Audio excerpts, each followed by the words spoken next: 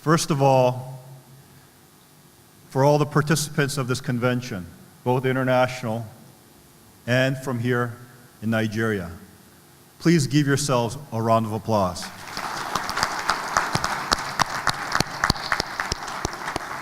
I know that the last 2 days have been very hectic in schedule because we wanted to make sure that as much can be brought out from this conference, because it's you, especially the leaders here in Nigeria, that will need to carry the mantle forward to really bring about a substantial change in your communities and this great nation of Nigeria.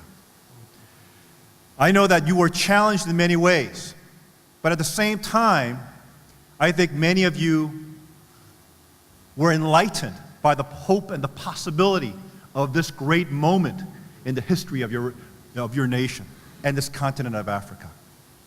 As I mentioned in my speech yesterday in the opening plenary, I believe Africa is in a moment of transition.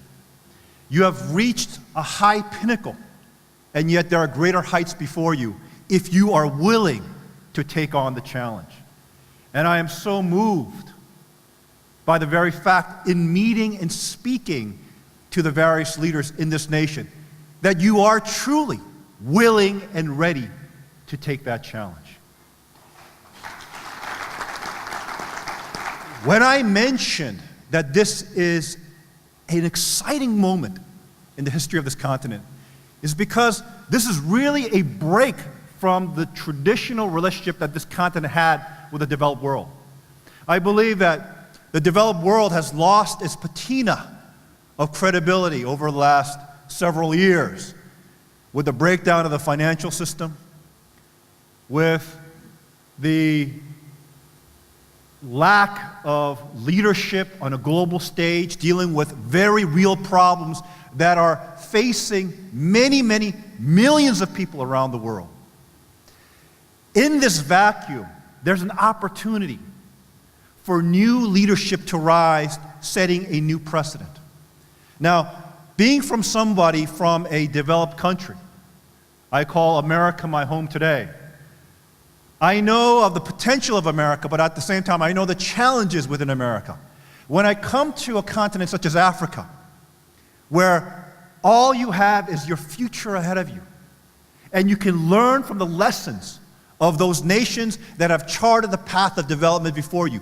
You can pick and choose the path to your development. This gives Africa and the developing world a tremendous bevy of opportunities to really chart the path for their development, for their prosperity, without sacrificing some of the more important things that many nations that came before you had to sacrifice for the sake of modernity. Now, as a Korean, I know this personally. Yes, Korea was at one point in its history, South Korea, the poorest nation in the world after the Korean War. It was poorer than Nigeria. Yet today, 60 years later, it is the 12th largest economy in the world. The Korean people reached those heights because they chose to be self-reliant. They chose to determine their own future. And in one sense, they bought into the whole Western model of development, even giving up some of the most cherished and most important parts of their culture and tradition, one of which is the Korean family. I believe that the developing world in Southeast Asia, in Latin America, and in Africa can learn from these lessons. So they can chart a path for development that affects the lives in a positive way of all their citizens, but at the same time, do not lose something in the process. And I believe that through this vision of one family under God, and the fact that we are touching upon the core root issues that can bring about a peaceful, harmonious, united humanity, which are really our spirituality. rooted in principles and values and a common spiritual vision. Now, in the past, many institutions, organizations, individuals, and nations have tried to deal and tackle with the issue of conflict and peace and corruption. And they have done it through political or diplomatic means or economic aid. And they have done and followed that same paradigm over decades and decades and decades with the same result, without really resolving any major conflict in any part of our globe, without really sincerely dealing with the issue of peace, defining what that means, and without rooting out corruption that plagues all of our nations around the world, even in the developed world. The reason why, I believe, is because we have failed to identify how to address those issues. Those issues fall in the realm of ethics, morality, sense of right or wrong, that is tied to humanity's spirituality.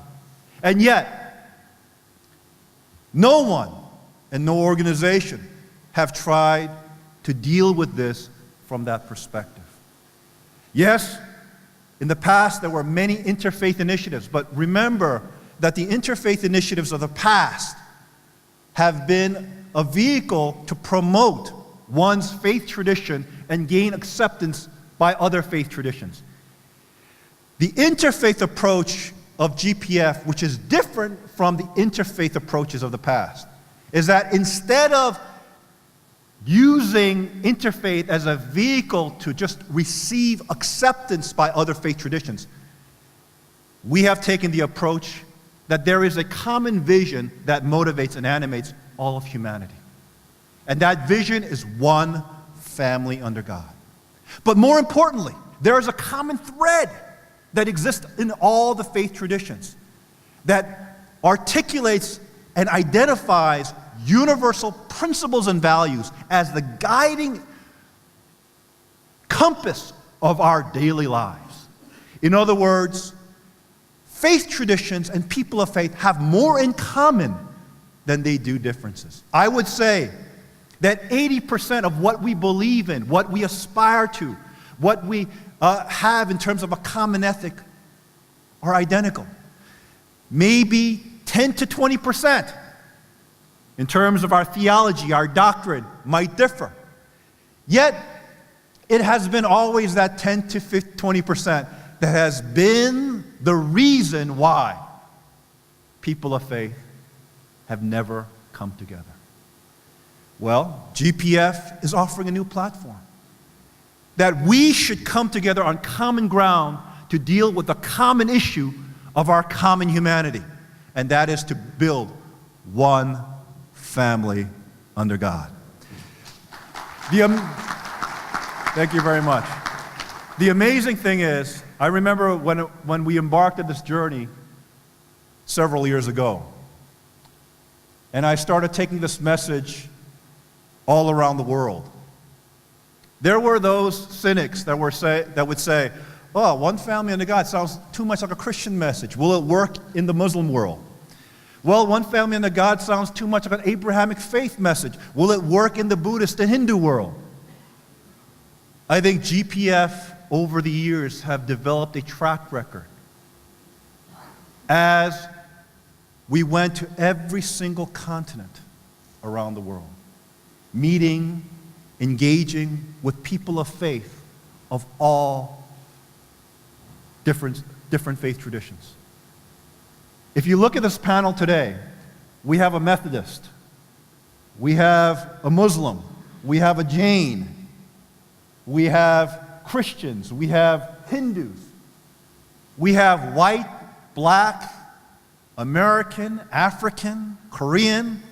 In other words, all those pretensions we hold to the side because we recognize our common humanity and our common destiny together through the vision of one family under God. And we can come together in agreement because we share common principles and values that can move the human family forward in building a world of peace. And I think that is the great contribution of this great work. It is a tremendous honor for me to come to this nation of Nigeria, the largest nation on the continent. I was told, not by a Kenyan, but I was told, not by other Africans, I was told by everyone outside of Africa that if Nigeria moves, Africa will follow. Now, this is the first time that I came to Nigeria. Believe me, you showed me a lot.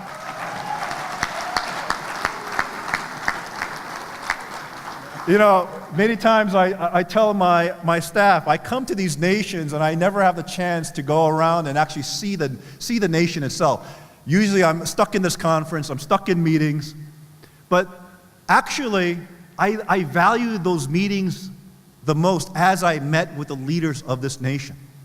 Because as I said in my speech, I do not see the true value of this nation in its resources, although you have tremendous resources. You have tremendous potential.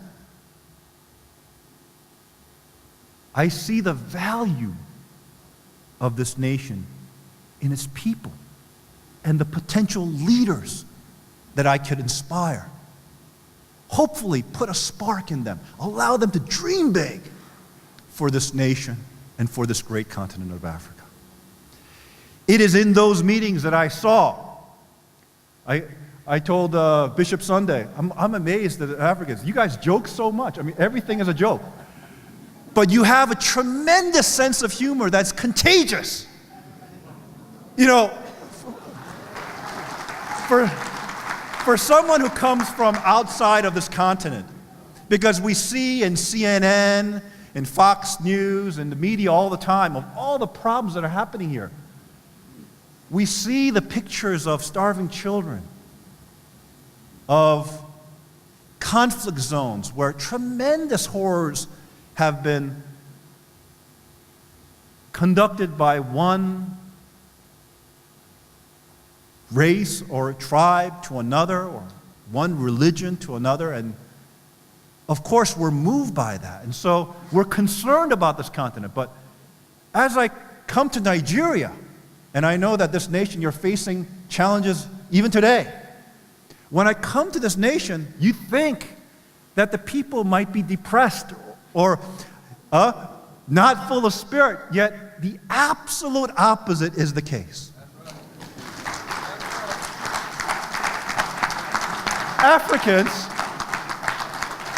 Africans have not been overwhelmed by their challenges. They have the spirit. They have the sense of hope to build a brighter future for themselves, their families, and their future generations. And that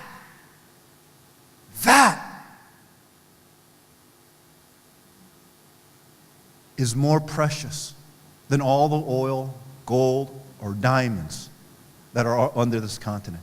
That is what will allow Africa to lift itself from its challenges and build a bright future for your children and your grandchildren. There always needs to be a first step. Today, look at today as that first step. We're going to be making a pledge, and I want you to make this pledge in the signing of the Abuja Declaration your own. Own it.